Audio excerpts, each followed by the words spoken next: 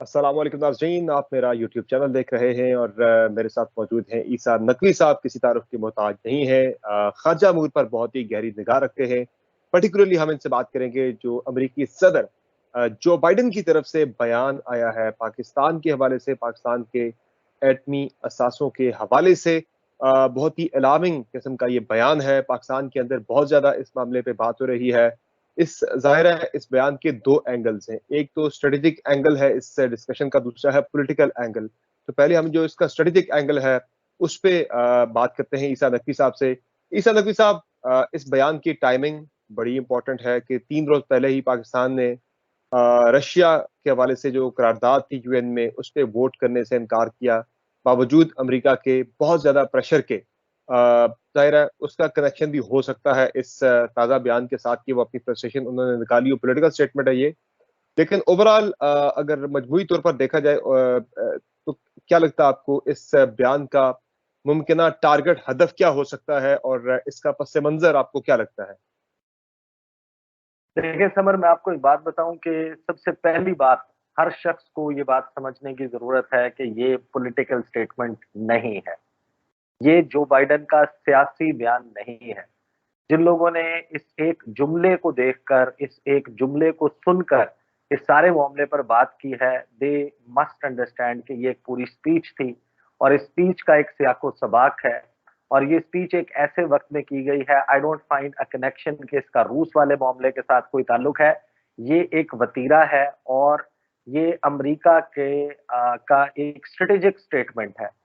ये बयान ऐसा नहीं है कि जिसने किसी ने ऑफ द कफ रिमार्क्स दिए हों, जैसे इसको पोर्ट्रे करने की कोशिश की जा रही है। खास तौर पर जो हमारे वज़ीर ख़ारिजा हैं बिलावल भुट्टो ज़रदारी, उन्होंने बहुत नाइविटी के साथ, या एक बचपने के साथ उन्होंने एक्सप्लेन करने की कोशिश की। उन्होंने ऐसे बात की जैसे कि वो तर्जुमान व्हाइट हाउस हों और उन्होंने ये कहा हो कि नहीं, ये तो सादा था, ये तो एक ऐसी स्पीच थी, ये लिखी हुई स्पीच थी। और इस स्पीच में, इस जुमले से पहले जो बाइडेन ने एक बात की, ये फंड रेजिंग इवेंट था। और इस दौरान जब या वो गुफ्तगू कर रहे थे, एक चीज ज़हन में रखें कि आज से जिस वक़्त उन्होंने ये गुफ्तगू की, उससे एग्ज़ैक्टली 1 डेढ़ दिन पहले अमेरिका ने अपनी नेशनल सिक्योरिटी स्ट्रैटेजी का ऐलान किया और 2017 के बाद ये पहली नेशनल सिक्योरिटी स्ट्रैटेजी है जिसका ऐलान किया गया है। इसकी अनाउंसमेंट लास्ट ईयर होनी थी, लेकिन ये डिले होती गई क्योंकि उस वक़्त आपको याद होगा कि सितंबर-अक्टूबर के महीने में या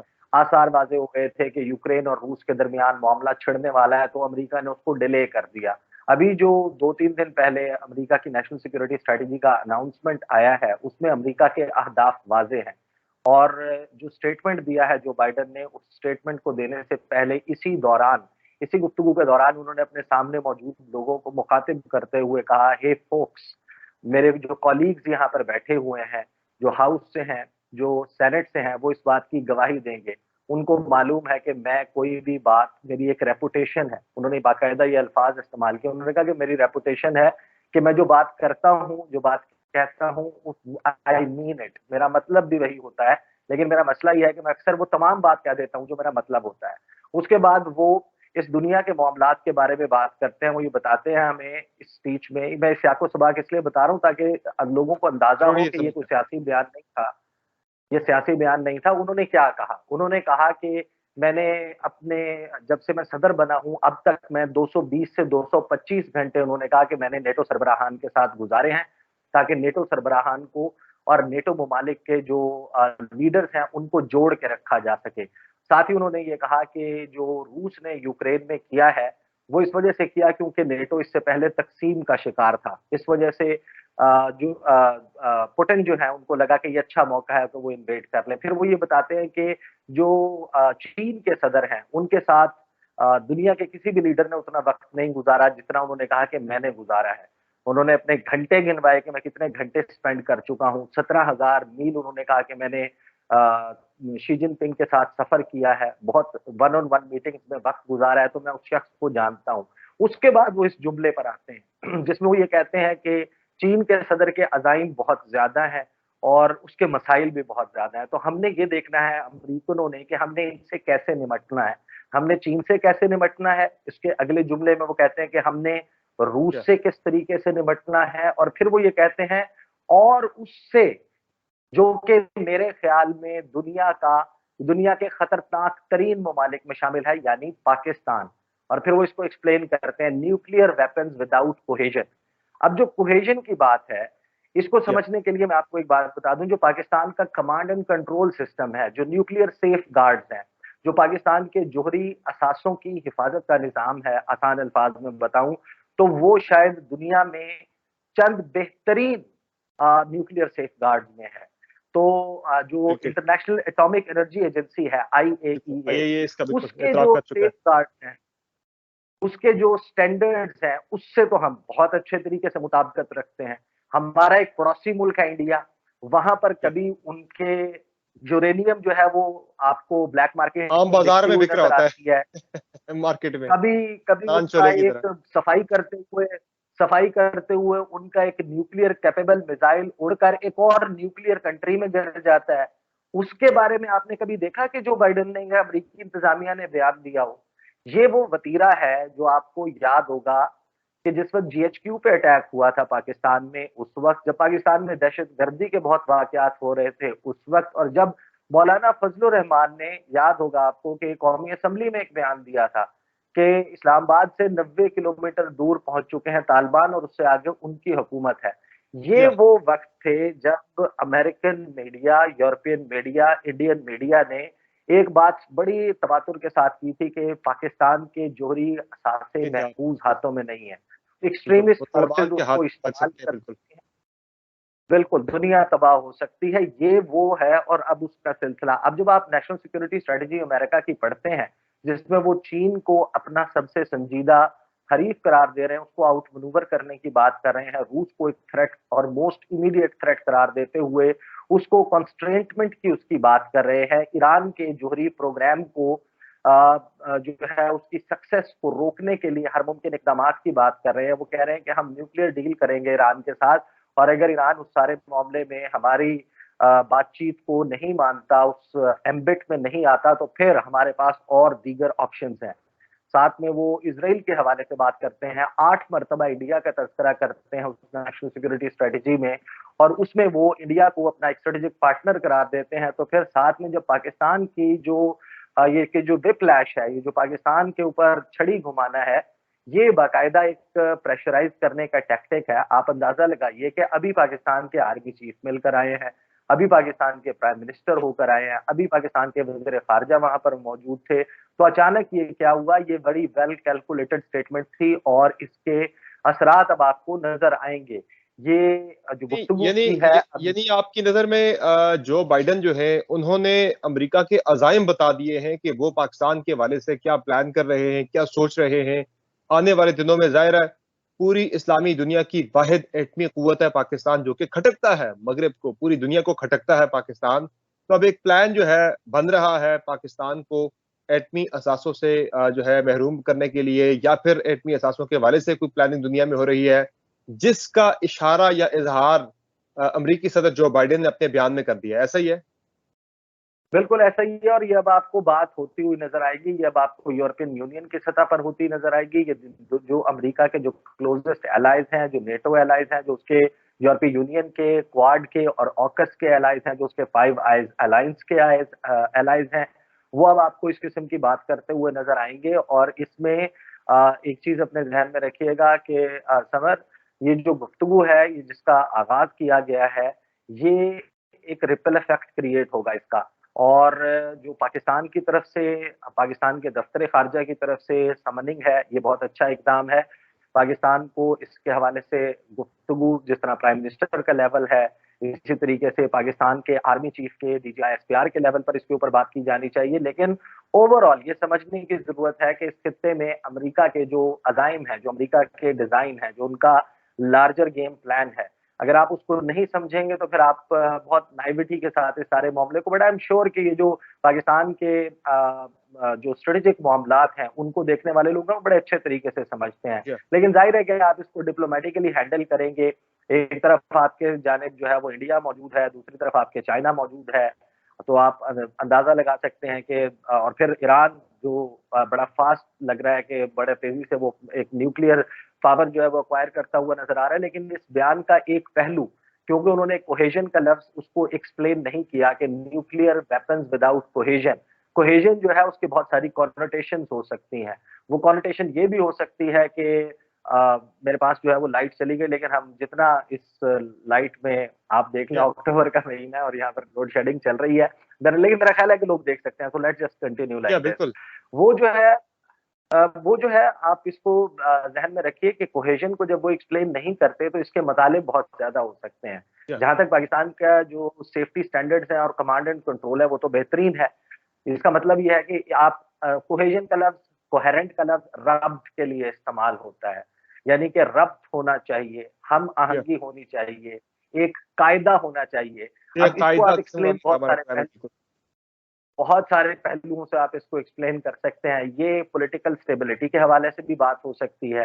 बिल्कुल, ये मैं उसी पे आपको इकोनॉमिक अभी आप लाना चाह रहा हूँ ईसा नकवी साहब के, बिल्कुल बहुत सारे जुज़ियात होते हैं, एलिमेंट्स होते हैं जो आपके कंपोनेंट्स मिलते हैं तो आपकी नेशनल सिक्योरिटी जो है वो आपकी इम्प्लीमेंट होती नजर आती है, जिसमें आपकी ज़ाहिर मुआशी इस्तेहकाम भी आपका है, इकोनॉमिक स्टेबिलिटी आपकी जो है वो बहुत ज़्यादा कनेक्टेड है आपकी नेशनल सिक्योरिटी के साथ।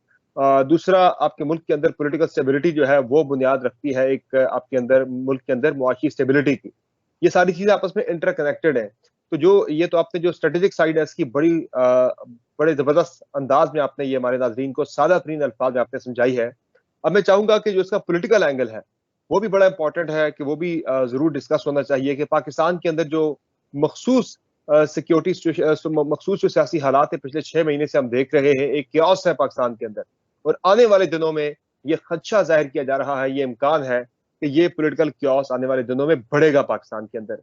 Does that have any connection with this statement by the American president के उसके साथ कोई इसका रब्त आपको नजर आ रहा है? देखिए, अब वो करने की कोशिश यही कर रहे हैं, लेकिन ये बड़ी बचकाना बात होगी अगर वो वाक़ई वो ये समझते हैं और वो ये समझते हैं कि वो दुनिया को ये बावर करवा सकते हैं, तो ये बेवकूफ़ाना बात है। किसी को क्या लगता है कि अगर इमरान खान या कोई और सियासी जमात हो और वो इस्लामाबाद की जानिब लॉन्ग मार्च लेकर बढ़ रहे हों या मुल्क में एक ऐसी सिचुएशन हो कि ये अनार्की की तरफ जा सकते हैं, तो आपका क्या ख्याल है कि पाकिस्तान के जो एटमी हथियार हैं, वो क्या इस्लामाबाद में नस्ब हैं, इस्लामाबाद में मौजूद हैं? उनको बहुत सही है। अच्छे से पता है कि ये जो सेफ्टी स्टैंडर्ड्स हैं, उसके वो बड़े बेहतरीन हैं। वो ब्रीच नहीं हो सकते। किसी एक शख्स के पास कोई बटन लेकर नहीं बैठा हुआ कि आप उस शख्स को खरीद लेंगे, आप उस बटन शख्स छीन को जो लेंगे है आप वो वहां से पेनिट्रेट या कर लेंगे, एग्जैक्टली। तो ये हथियार जो है वो चल जाएँगे, ये तो एक बचकाना बात है। असल चीज़ ये है कि वो ज़ाहिर है कि इसको यूज़ करेंगे। अलबत्ता एक बात बहुत ज़रूरी है कि किसी भी मुल्क के पास अगर इकोनॉमिक स्टेबिलिटी नहीं है और वहाँ पर लोग जो हैं वो खुदा ना खास्ता किसी मारा-मारी की तरफ जाते हैं, एक chaos क्रिएट होता है, तो फिर कुछ कंसर्न्स जो हैं वो ज़रूर हो सकते हैं, लेकिन माज़रत के साथ अगर ये कंसर्न्स आपको इंडिया के मुतल्लिक नहीं है, जहाँ पर दिल्ली में जब आपने देखा कि क्या होता है, जहाँ पर मुख्तलिफ स्टेट्स में क्या होता है, अगर आपके इंडिया के बारे में ये कंसर्न्स नहीं है, अगर आपके जो इनके अपने अमेरिका के जो न्यूक्लियर टिप्ड मिसाइल्स के साथ जो है वो तैयारे उड़कर 8-8 घंटे फिज़ा में रहते हैं और वहाँ पर किसी को मालूम नहीं होता कि कोई भी न्यूक्लियर इंसिडेंट हो सकता है तेरह और वो तेरह मुल्क तेरह अमेरिका मुख्तलिफ मौके पे अमेरिका के अंदर इस तरह के वाकयात रोनुमा हो चुके हैं कि जहां बड़ा संगीन किस्म का एक ब्रीच जो है वो आईएईए के स्टैंडर्ड्स का जो है वो नजर आया है अमेरिका के अंदर मुख्तलिफ मौके पर। इंडिया की आपने बात की, बिल्कुल वहां पे भी जी हाँ, वो बगल मुल्क बच्चा है है इंडिया इनका जिसमें अमेरिका का खित्ते के अंदर जो है वो तो किसी सूरत में नजर आना ही नहीं है चाहे जितना मर्जी हो। मसला तो पाकिस्तान का है क्योंकि एक एजेंडा है कि पाकिस्तान के का जो एटमी प्रोग्राम है वो खटकता है उन्हें। समर अमेरिका वो मुल्क है जिसने आम इंसानों पर, जीते जागते इंसानों को, गोश्त पोस्ट वाले जिनके अंदर खून, रूह, ख्यालात, जज्बात, एहसासात, महसूसात मौजूद हैं, उनके ऊपर न्यूक्लियर वेपन टेस्ट किया हुआ है। या, जो हिरोशिमा और नागासाकी पर गिरे थे, वो पहला लाइव टेस्ट था न्यूक्लियर या, वेपन का, वो अमेरिका ने किया है।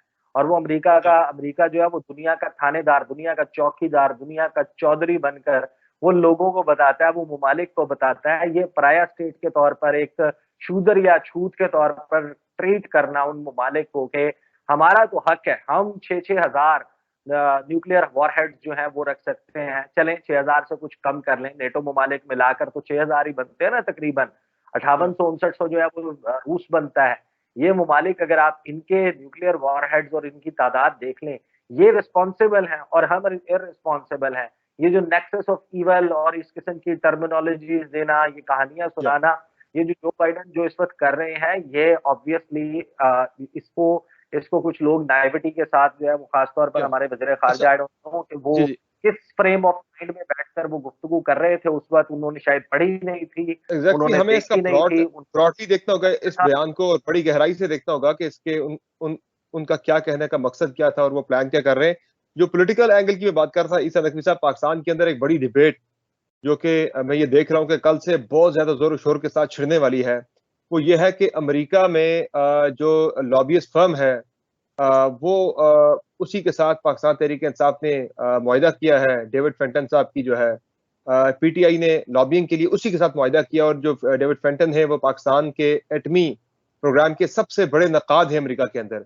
वो लॉबिंग भी करते हैं पाकिस्तान के एटमी प्रोग्राम के वाले से। पीटीआई ने उसके साथ लॉबिंग का मुआहिदा कर रखा है।